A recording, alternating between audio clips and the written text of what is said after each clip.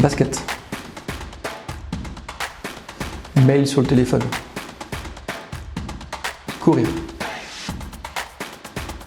Transmettre. C'est d'ailleurs assez facile comme choix puisque bien évidemment on a eu cette éducation de la transmission de par notre histoire familiale. Nos grands-parents ont transmis à nos parents et à nos oncles et tantes et nos parents ont fait la même chose avec nous en nous transmettant cette belle entreprise mais aussi toutes les valeurs qui se rattachent autour de l'entreprise. Donc c'est dans les années 50 que mamie tenait le bar d'Izernay et papy était taxi. À l'époque, il y avait une entreprise de transport de voyageurs dans chaque petite commune et papy a eu un jour l'opportunité de racheter l'entreprise qui faisait du transport de voyageurs sur Izernay. Le monsieur avait un seul car et c'est comme ça qu'a démarré l'aventure Voyage Richoux en 1952. Au début, l'activité de l'entreprise était principalement sur les lignes régulières et en particulier des marchés. Il y avait des marchés dans toutes les communes aux alentours et on allait à Viers, à Vezin, à Cholet, à la Tour-Landry et on faisait ça du lundi au samedi et le dimanche, on avait les équipes sportives à déplacer. Quand on allait au marché, il y avait les animaux sur la galerie, il y avait les voyageurs dans l'autocar et on faisait aussi un peu de messagerie. On mettait quelques colis tout petits dans le coffre du véhicule, à l'époque il n'y avait pas de soute, et c'est comme ça qu'on optimisait un déplacement en autocar. C'est en 1955 que papy a fait l'acquisition de son premier car de tourisme. Il voulait développer une activité qui était le pèlerinage. Et donc il partait avec ce véhicule sur Lourdes pour le plus connu, mais il y avait aussi Notre-Dame de la Salette et le Mont-Saint-Michel en particulier. Début des années 1960, l'entreprise a voulu se diversifier et l'idée était de partir sur du transport de marchandises. Pour le coup, la messagerie était une activité, mais papy voulait transporter des choses plus volumineuses. Il a eu jusqu'à 5 camions dans l'entreprise pour transporter du gravier, du sable, du tabac. Il faisait même des déménagements. Donc, juste une petite anecdote que je voulais vous raconter. On a chez nous un véhicule mythique qui s'appelle Dudul. C'est un Mercedes ON 3500 de 1952, âge de l'entreprise. Et ce véhicule, moi, je l'ai connu arriver chez nous. En fait, on a ramené 2 autocars identiques. Des 2, on en a fait un, parce que l'un était avec une mauvaise mécanique, l'autre avait une carrosserie qui n'était pas possible de conserver. Donc, de 2, on en a fait un. Et ça, à l'époque, dans fin des années 60, ça se faisait très bien. Et ce car, c'est Dudul, on le connaît, il est chez nous et on l'utilise de temps en temps. Une nouvelle petite histoire, lorsque j'étais jeune et que mes parents organisaient le réveillon surprise de fin d'année, réveillon Saint-Sylvestre, on partait avec des autocars, on était plusieurs conducteurs, pour donner un peu de piment à notre réveillon surprise et pour que les clients ne se retrouvent pas dans un lieu qu'ils pouvaient déjà connaître, on allait jusqu'à cacher les panneaux d'agglomération pour que lorsqu'on passait dans la ville, les gens ne sachent pas où ils arrivaient, tout simplement. Donc ça, c'est des souvenirs qu'on ne peut pas oublier. Le site d'exploitation est toujours sur Izernay. On a environ 90 autocars et 30 minibus.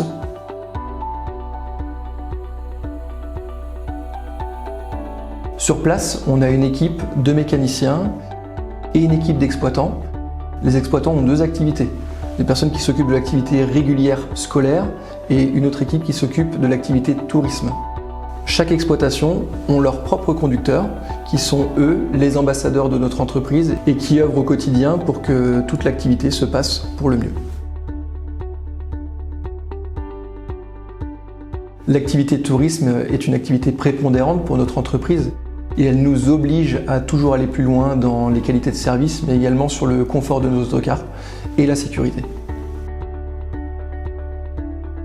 Nos conducteurs ont une vraie valeur ajoutée sur les voyages. Ils sont le guide, l'accompagnateur, parfois même le confident, et ont une passion pour la géographie et l'histoire qui leur permettent aussi de transmettre leur savoir.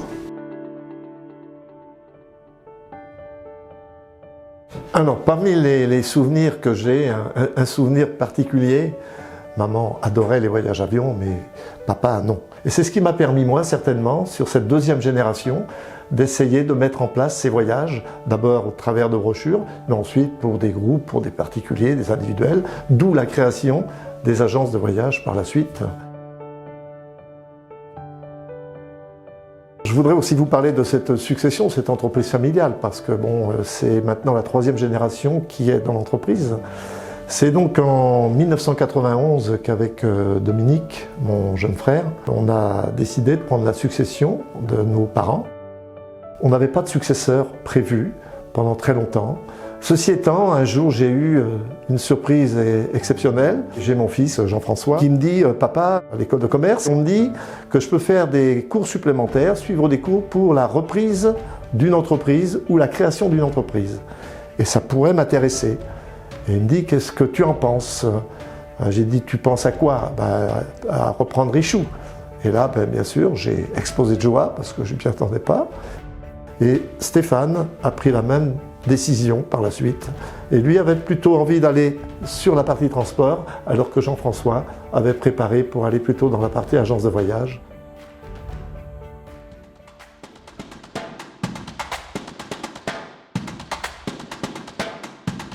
Les Caraïbes. Numérique, nouvelle technologie, forcément. Hockey sur glace. Un leader, manager, pour embarquer toutes les équipes. Au siège social, nous sommes une cinquantaine de collaborateurs. On retrouve la plupart des services d'une entreprise, les services support type comptabilité, ressources humaines, services informatiques, etc., etc. On retrouve nos services groupes avec notre équipe commerciale. On a également nos départements, le département réceptif pour les étrangers, le département voyageurs scolaires pour les écoles et la partie événementielle principalement pour les entreprises. On retrouve aussi des choses en lien avec notre métier de transporteur. C'est toute la logistique de prise en charge des clients au plus près de leur domicile. Notre savoir-faire aussi avec les services réservation, qui sont donc en lien direct avec la plupart de nos partenaires. On a une équipe qui met en place nos voyages, notre production maison. On y retrouve les voyages à la journée, les spectacles bien sûr, et puis tous nos séjours, nos circuits, que ce soit en France ou à l'étranger. On a également des produits autour de la croisière, qu'elle soit maritime ou fluviale. On a récemment développé aussi des produits randonnée, vélo. Sans oublier notre production car-avion, qui est vraiment propre à notre organisation. On a un départ ou un retour par avion. Et sur place, nos clients retrouvent un autocar Richou, un équipage Richou, ce qui permet d'avoir un confort optimal pendant toute la durée du voyage. Donc notre réseau d'agences est essentiellement dans le Grand Ouest. Parmi nos atouts, il y a à la fois cette volonté d'être au plus proche de nos clients, une vraie volonté de proximité de par notre réseau d'agences et la relation entre nos conseillers voyage et le client. Nous insistons beaucoup aussi sur l'expertise, l'accompagnement en tant que tel, la personnalisation des voyages de A à Z. L'objectif final, c'est de faire en sorte que les clients partent en toute sérénité, l'esprit tranquille et qu'ils profitent de leur voyage.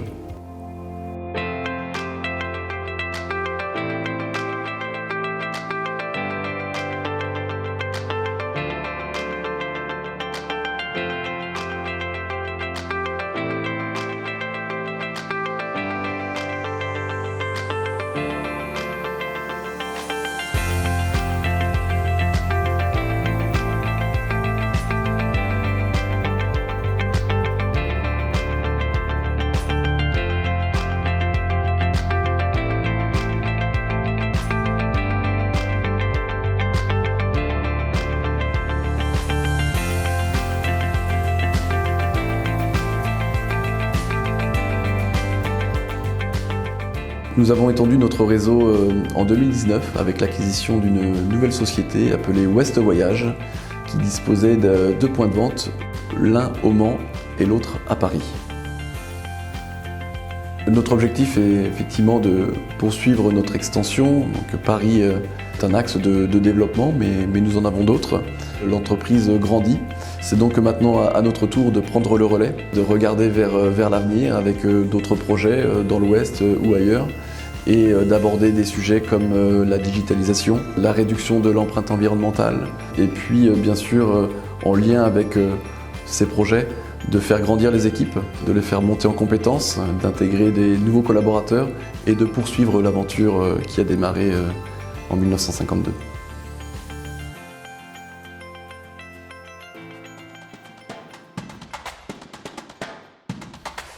Apéro after work. Barcelone. Rendez-vous en physique pour garantir l'authenticité des échanges et des rencontres. Plusieurs enjeux RH. Le premier, et dans notre globalité, c'est de placer l'humain au cœur de nos préoccupations quotidiennes. Pour ça, on doit répondre à des enjeux effectivement sociétaux qui évoluent.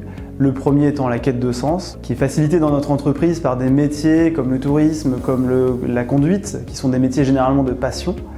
Le deuxième enjeu, c'est un enjeu d'accomplissement, d'épanouissement au poste, mais surtout d'évolution au niveau de nos postes pour qu'ils restent en phase avec les mutations et les évolutions des nouvelles technologies, etc. Et le troisième enjeu, c'est l'inclusion, faire en sorte que nos entreprises soient inclusives et donc faire en sorte d'intégrer des différences dans l'entreprise, que ces différences ne soient plus des différences mais des forces pour les collaborateurs et pour l'entreprise. Et pour ça, on travaille effectivement avec des groupes constitués au sein de l'entreprise pour sensibiliser chacune et chacun à ces enjeux. Et ce qui est rendu facile au niveau de ces enjeux RH dans cette entreprise et dans une entreprise comme Richou, c'est qu'on est sur une entreprise à taille humaine, avec un historique, avec une histoire, et où les collaborateurs ne sont pas des simples collaborateurs, mais vraiment positionnés comme des hommes et des femmes à part entière.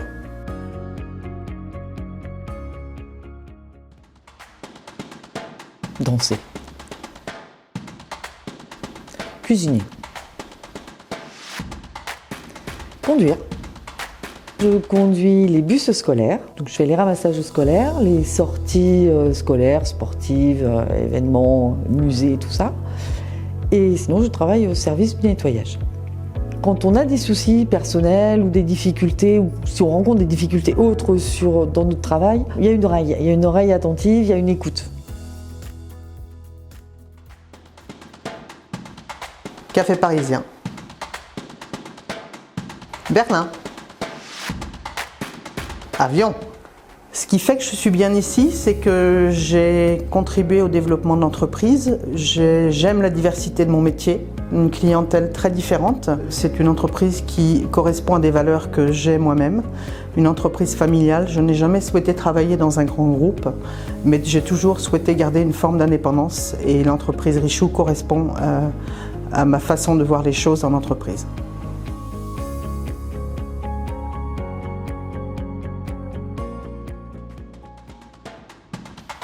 Plutôt ski. Ah, l'Italie, j'adore. J'ai apprécié le bureau solo pendant de nombreuses années, mais maintenant que je suis en open space, j'avoue que c'est vraiment très sympa. Au fil des années, j'ai vu le nombre d'agences évoluer, puisqu'au départ, lorsque je suis arrivée, il n'y en avait que 4. Mon métier a évolué également, puisque je suis arrivée chez Richou Voyage en tant que forfaitiste, et maintenant, je suis responsable de production. J'ai toujours autant de plaisir à travailler chez Richou Voyage. Nous sommes une équipe jeune et dynamique, et c'est vraiment très stimulant.